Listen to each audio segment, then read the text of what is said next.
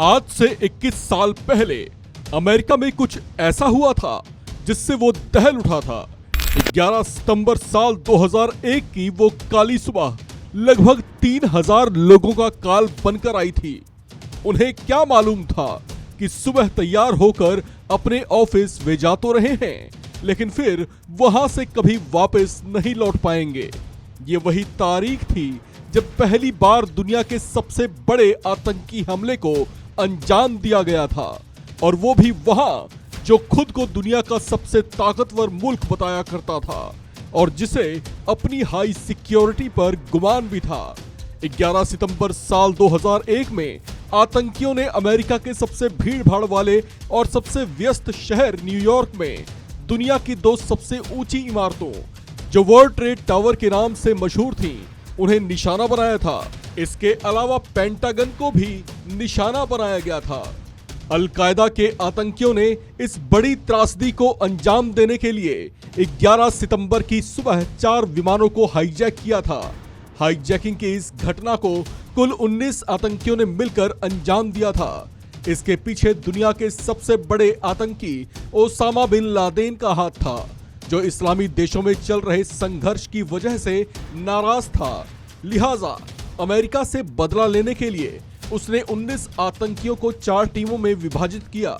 इसे लेकर बाद में जो जानकारियां सामने आई, उसके मुताबिक इसमें 15 आतंकी सऊदी के, जबकि 4 आतंकी अफगानिस्तान से ताल्लुक रखते थे।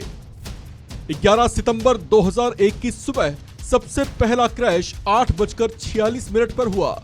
अमेरिकन एयरलाइंस की फ्लाइट 11 वर्ल्ड ट्रेड सेंटर के उत्तरी टावर से टकराई। उस समय तक आम लोग इसे हादसा ही समझ रहे थे। राहत और बचाव का कार्य शुरू ही हुआ था, लेकिन तभी पहले क्रैश के ठीक 17 मिनट के बाद United airlines flight 175 world trade centre के दक्षिणी टावर से टकराई। टक्कर इतनी भीषण थी कि विश्व की सबसे ऊंची दोनों इमारतें मिनट भर में भरभरा कर कंक्रीट के ऊंचे ढेर में तब्दील हो गईं। लोग समझ चुके थे कि अमेरिका पर सुनियोजित तरीके से हमला किया गया है। इस पर दुनिया भर में खबरें जंगल में आग की तरह फैली।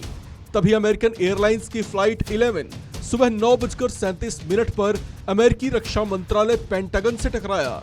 ये क्रैश की तीसरी घटना थी, जबकि हाईजैक की गई चौथी फ्लाइट 93 व्हाइट हाउस या यूएस कैपिटल बिल्डिंग को निशाना बनाकर आगे बढ़ने लगी। लेकिन इससे पहले कि वो क्रैश की इस घटना को अंजाम दे पाती, शायद किसी वजह से आतंकियों के हाथ से फ्लाइट का कंट्रोल छूट गया और वो प्लेन पेंसिल्वेनिया में एक मैदान में गिरकर क्रैश हो गया। इस बड़े आतंकी हमले से अमेरिका थर्रा उठा था। इसमें 2977 लोगों की जानें चली गई थीं। अमेरिका ने इस हमले का बदला लेने का फैसला किया।